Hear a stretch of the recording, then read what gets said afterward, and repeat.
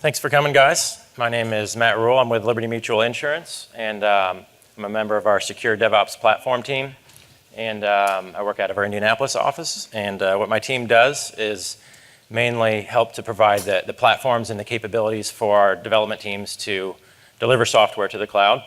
And personally, I spend my days primarily coaching our developers on application modernization, moving applications to public cloud, secure coding practices, applying security automation in our pipelines. I kind of fell into that somewhat by accident. As we get into our public cloud journey, we found that was an area where we were gapped, and it's an area that I like, so it was a good fit.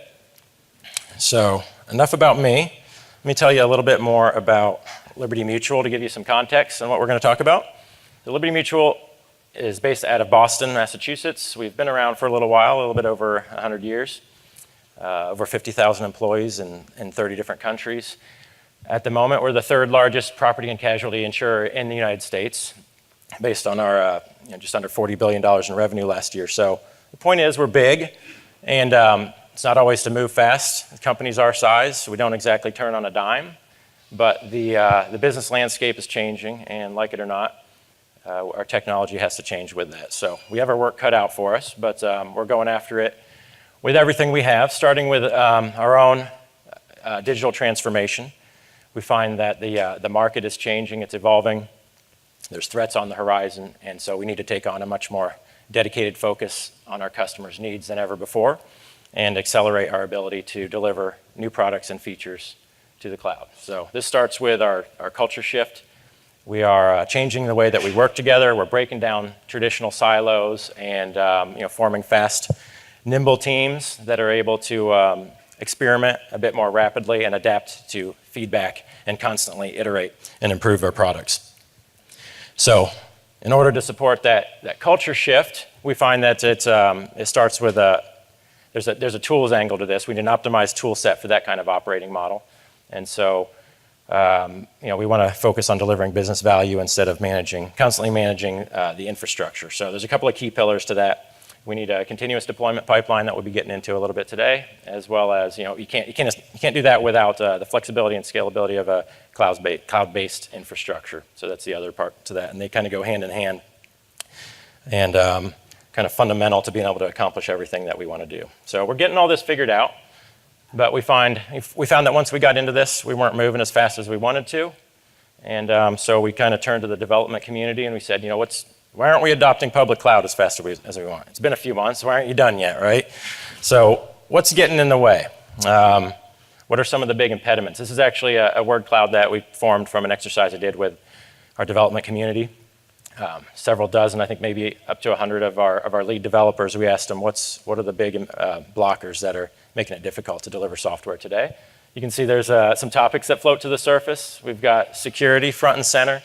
A number of other topics on the page also related to security, SSL encryption, SSO, identity, Jeff. Apparently Jeff is a bit of a blocker there, according to our developers. So I took out his last name to protect his identity here. But the truth is, we've all got a Jeff, right?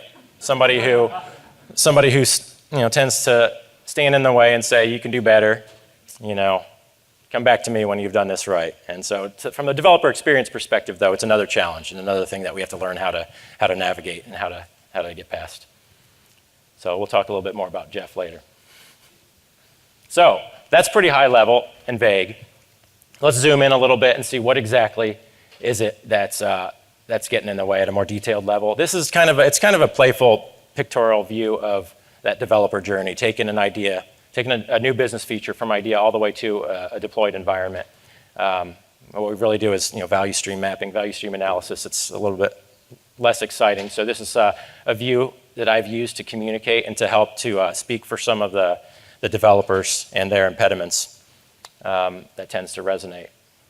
So I'm not going to go through all the details, but you can see I've got some stars in there highlighting some of the successes, some of the areas where we've been able to make improvements. We've got some road hazard signs where there's points of friction and barriers.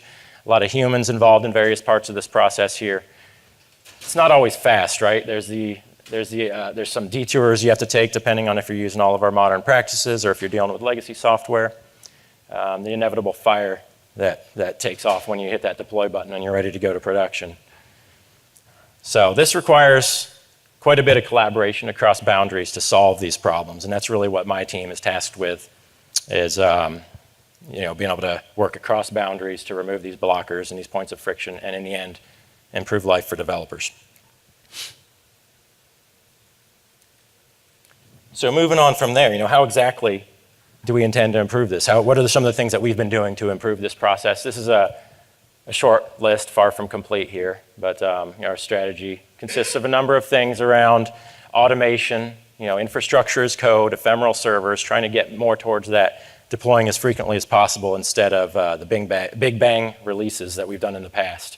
And probably the most important aspect of this is learning to trust the developer, and that's an ongoing mission that we're on, and something that we're working on today. We continue to work on is to trust the developer to be able to get the job done. With modern application development, microservices, micro UIs, and all that, it's not even remotely possible to review every change to every application and make sure that every single security control has been met. So the only way that that's possible is through developer empowerment. So one of my beliefs, I guess, that a lot of my work is based on is that developers want to do the right thing, but they're also going to take the path of least resistance to get there. So I'm not saying we're lazy, but nobody wants to do extra work, right? So what can we do to make this easier? And if we give the developers the platform and the processes to be successful, trust them to get the job done, then we'll be in a better place. So that all starts with a secure pipeline that makes it easy to do the right thing. So let's take a step back here and go through some of the things that we've done to secure our pipelines. This is, back a few years, just our basic rudimentary pipeline here. We've got developers contributing code to source control repositories. We've got build and deploy automation in place.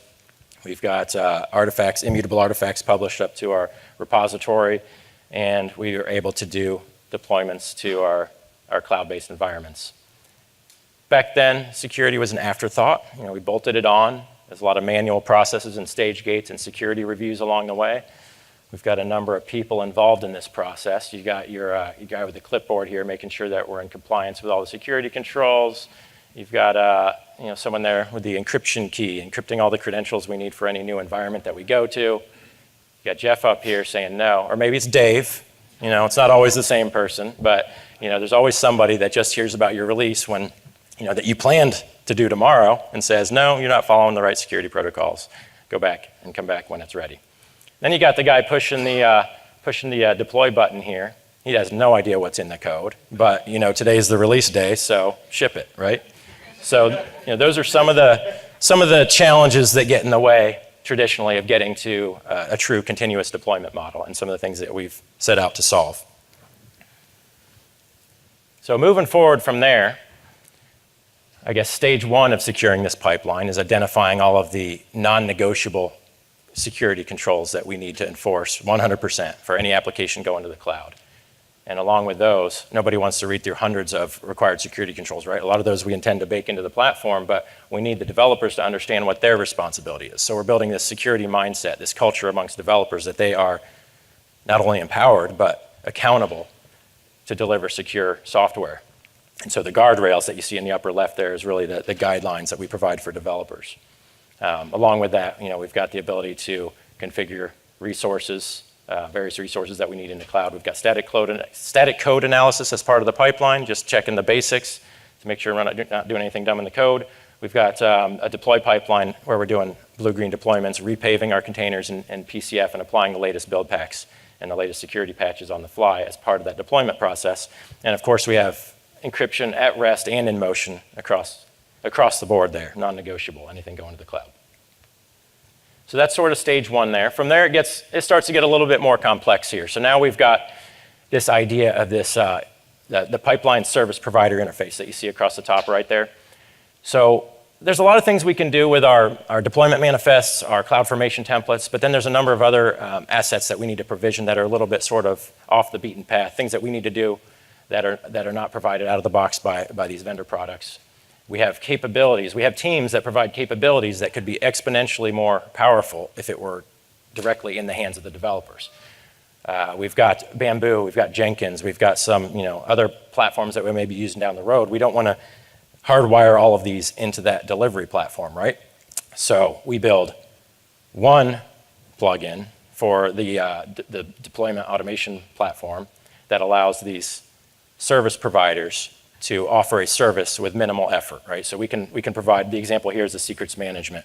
The secrets management team can provide a service, hook it in, extend the pipeline with their capability. It's like a contract of sorts, right? An interface that they have to follow, and then the developers are able to provision their secrets with a little bit of YAML in their source code. So what we have here is sort of the glue that pulls all that together, and you'll see that kind of expand over the next couple of slides. We can extend the pipeline over time with new capabilities. So secrets, I mentioned that one first because it's really fundamental to a lot of the other things that we need to do, that we need to automate. You can't, for example, provision a database without dynamic secrets. So before we had this, we were doing static credentials stored in a vault. When you need to deploy, you need to have somebody create an encryption key, encrypt those credentials, embed them back in the source code and do your deployment, and that's what a lot of the manual processes are there for. With the secrets management, we're able to provision those credentials on the fly as part of the deployment process, give them a short time to live, could be anywhere from a couple of hours to a couple of months, depending on what the purpose is, and inject those back into the artifact as it's pushed out to the deployed environment without the developer ever having access to either a credential or the encrypted cipher. So that's sort of one of those foundational items that allows us to do a lot of the dynamic provisioning to the cloud that we want to do. From there, we've got identity management, application needs OAuth APIs and client credentials and all that sort of stuff. The identity management service allows us to provision all of that through our source code, through our configuration in the source code. And kind of coupled with that, we use Spring security libraries, a common identity library that we've built out internally to help make that as palatable as possible for our application teams to be able to do identity enforcement inside of their applications. From there, we've got cloud config validation, examining the configuration of our cloud services on the way out the door to make sure we haven't exposed ourselves, make sure that we're in compliance with security controls. Basically, we just expect it to extend from there. We've sort of unlocked the door now, and we're able to let our developers focus on business value without having to worry about a lot of that underlying security plumbing, right? So at the end of the day, we have our fully automated secure pipeline to the cloud, and the applications that we deliver can be secure by default.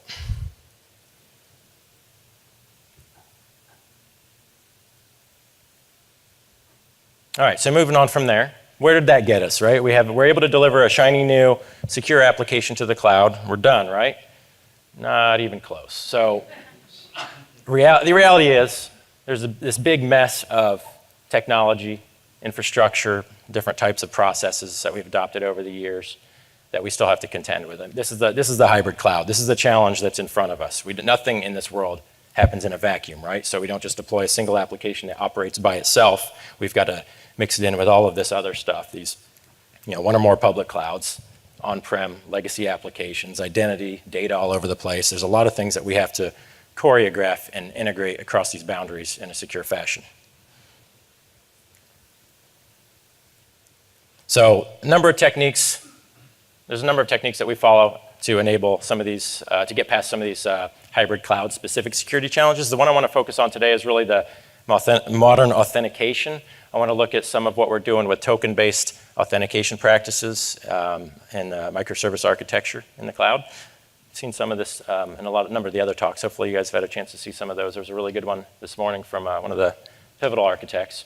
That he got into a lot more detail. I'm just going to scratch the surface, not really do this part any justice compared to that 70-minute session earlier. But I just wanted to kind of paint a little bit of a picture of some of the patterns that we're using for identity enforcement and the techniques that we use to be able to do that in the hybrid cloud model. So what you see here is sort of your typical microservice architecture. We've got one or more UIs, various APIs. We've got an enterprise identity provider that's managing all of our interaction with the underlying user directories. We've got users that need to be authenticated. We have applications that need to talk to other applications, and a number of OAuth patterns that we use to be able to manage identity within that model. So we're using OIDC for user authentication, We use OAuth Client Credentials Grant for a lot of our service-to-service authentication. We have, in the green there, you see some of the security constructs that we've put in place to be able to receive various types of tokens, whether it's a OIDC access token from an end user, or a JWT bearer token, or we've got a few other different types of tokens that can come in. We built out a core library there to help, I guess, make it easier for developers to plug that security into their application and have it secure by default. So there's a couple of guys in the audience here that actually instrumental in writing a lot of that code, Matt Nergis and Darren Forsyth. So I'm hoping, if you have any questions on some of that stuff, maybe they'll stick around after and help answer some of the questions. On top of that, so it can be kind of challenging to work. One of the things that we found is it's pretty challenging to work with the various different versions of the Spring framework that we find across the enterprise, as well as some of the Spring Security 5 capabilities that are constantly evolving today. So having this core library that we provide, kind of harvesting knowledge and crowdsourcing from some of our better security developers throughout the company, we're able to leverage that and have that be more broadly applicable.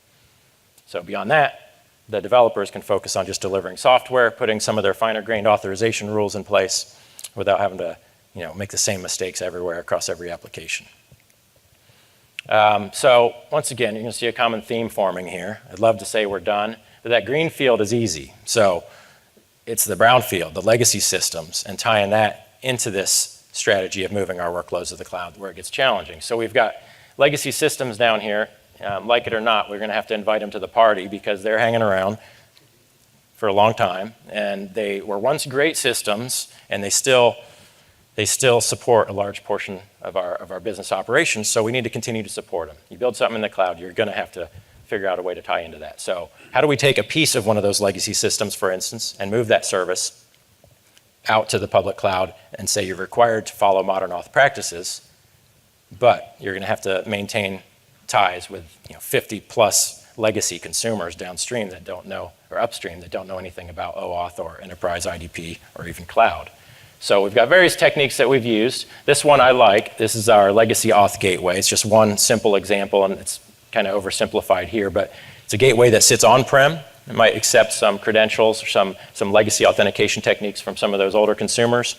It can work with the LDAP directories behind the scenes to handle that authentication, maybe exchange that for an OAuth bearer token that can in turn be passed downstream to our modern APIs in the public cloud. So now we've got this auth gateway that we can leverage to be able to move new workloads to the cloud and allow them to be consumed by these legacy applications without having to change them. These are legacy, a lot of these are legacy monoliths that are not exactly easy to change, not even using modern libraries.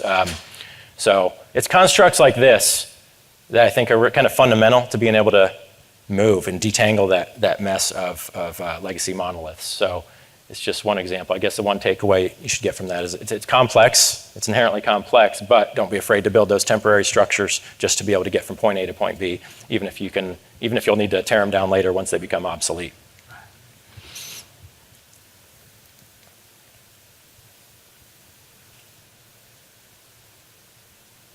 So where are we on our journey today? Things that took several weeks to months before, now through the automated pipeline that we were looking at, we're able to deploy in a day or less than a day. We've got a lot more automation and self-service. We have happier developers, and we all know happy developers write better software. So things are looking up. Things have improved a lot since I've been at Liberty. It's an exciting place to work for developers, and it's getting better every day, but there's more work to be done. And I was talking with one of our internal customers just a couple weeks back. He had a laundry list of new capabilities that he was looking for in the public cloud, and kind of tried to sum it up with this one statement. He wants to get to the point where we can deploy with confidence. Through a little more discussion, we decided we want to deploy with confidence to the cloud whenever we want without anyone knowing, without the developers who committed the code knowing, without the end customer knowing, basically a fully secure automated pipeline with all the appropriate tests to be able to deploy code as it becomes ready to release.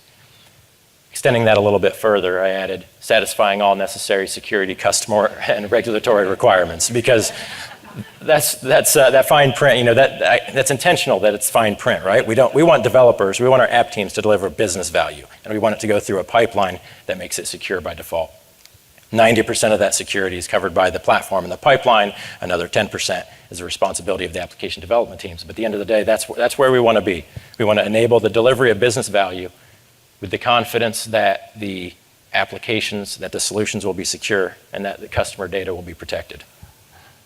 So that's all I have today. Thanks for coming.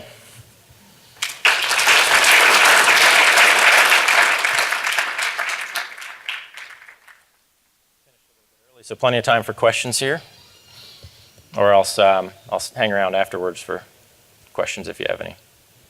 Rohit? What's that? Can you go back to the previous slide? Sure.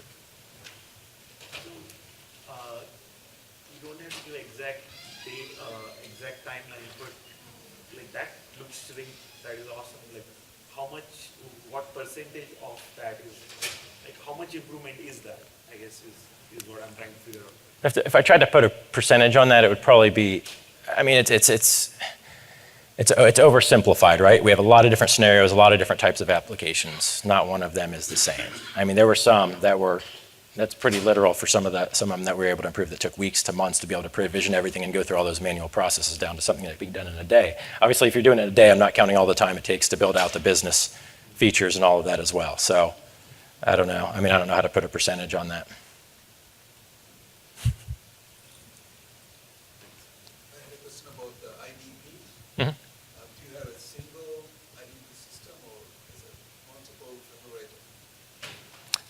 We do a lot of identity federation. So we've got ping identity that we use primarily on-prem. We have, of course, I don't know if I mentioned, we deploy out to AWS. So we federate with AWS IAM. We're getting into Azure AD as well. So the identity federation has been a key part of being able to deploy applications that function cohesively across those clouds.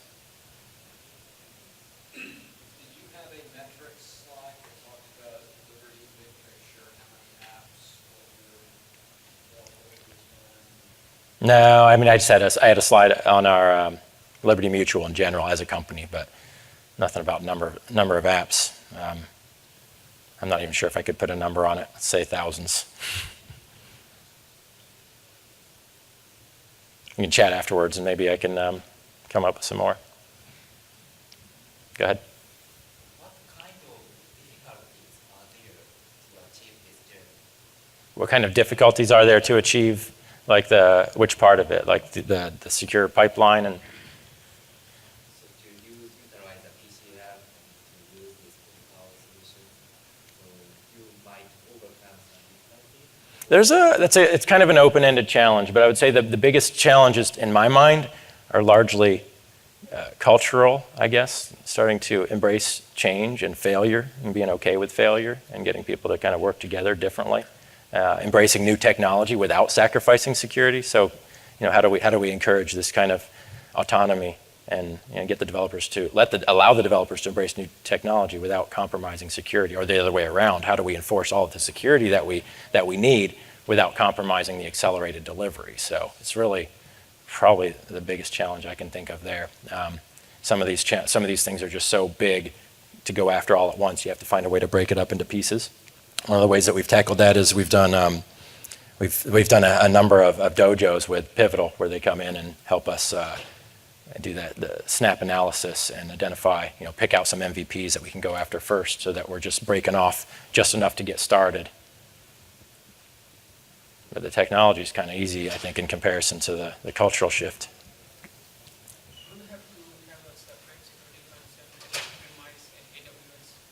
I'm sorry, could you repeat that? Yes. Yeah, we have PCF on-prem and in AWS. What are the security concerns when you go outside public cloud? There's, I guess some of the big stuff that I was focusing on in here is around the nature of the hybrid cloud, right? And that you still have to tie back to resources that are on-prem, so we have to make sure that everything is encrypted between the two. Within the public cloud, obviously we don't trust any data being passed around unless it's encrypted. So encryption is a big one when you're moving out to public cloud, clearly. Making sure that we're not exposing ourselves now that we're provisioning like AWS. Let's say you stand up an AWS S3 bucket. We need to make sure that we're not setting up something that's going to be publicly accessible.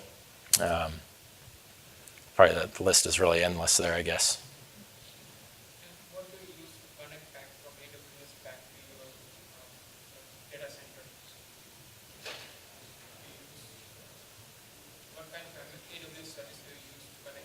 I have AWS, I think it's Direct Connect that connects the two. So all our traffic between the two, between the clouds is encrypted by default, but we use, we make sure that we're using HTTPS and, SSL encrypted database connections and all of that as well. I'm sorry, could you repeat that? Does it use the VPN to find, like, when it comes back? Does it use the virtual private network? Connect directly? I don't know the answer to that, I'm sorry.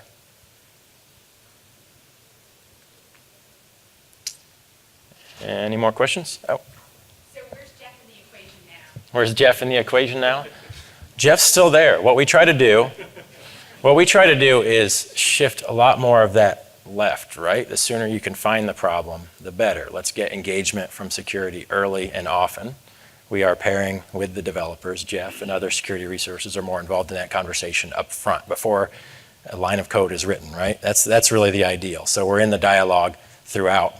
Instead of, we're going to release tomorrow, let's make sure next week or next month, let's do a quick security review and make sure that this architecture is all sound, right? So by the time we get to that point, Jeff should be a quick thumbs up. We've talked about this. I see where everything's going. And that is where we are today in many instances. But something that we continue to contend with is getting more and more of that security engagement shifted left.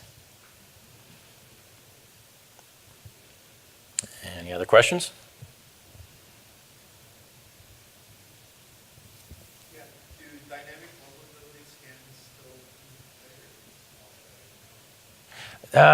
We are doing more and more scanning. We have the static code analysis that I mentioned early on in there. We're getting more into component analysis in the pipeline now, where we're looking at all of the dependencies and versions and looking for known vulnerabilities and that sort of stuff. We're scanning our virtual machines for any vulnerabilities. I mean, there's a lot of different layers, I guess, to the scanning that takes place.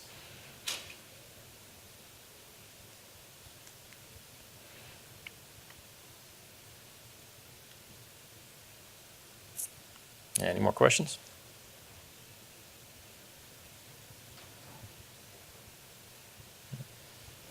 All right, I think we're good, guys. Thanks for coming.